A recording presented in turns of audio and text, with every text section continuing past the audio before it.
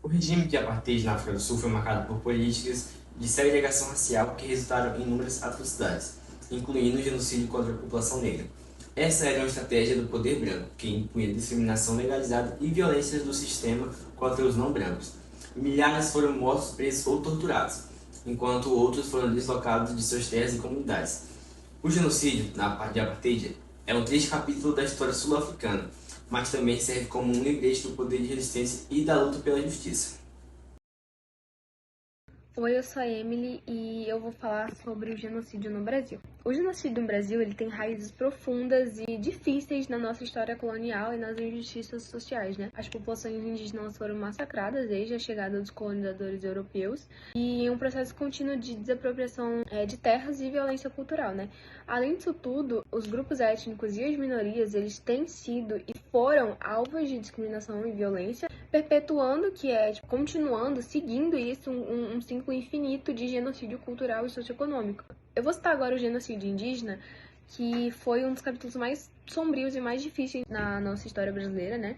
Ele foi marcado pela colonização europeia e expansão territorial e a exploração econômica também.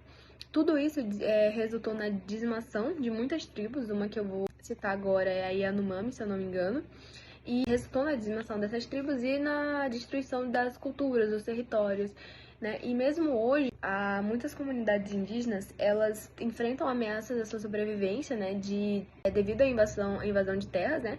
E tudo isso devido ao desmatamento, conflitos entre fazendeiros, conflito entre garimpeiros ilegais. Então é muito importante a gente ressaltar tudo isso, né? Até porque foi um marco muito importante e muito difícil na nossa história, né? Quando a gente fala de genocídio, a gente já lembra dessa parte do Brasil, que foi o genocídio indígena, a chegada dos europeus, a colonização, tudo isso. É isso.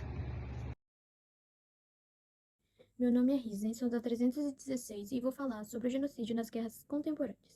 As guerras contemporâneas frequentemente resultam em atrocidades em massas, incluindo genocídio, limpeza étnica e crimes de guerra.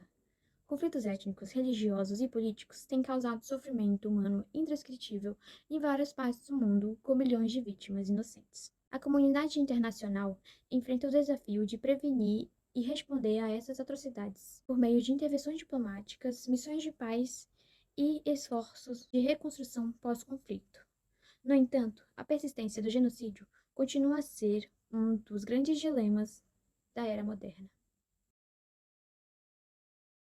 Meu nome é Caterine Collier, sou da 316 e vou falar sobre reflexões sobre o genocídio. Desafios globais.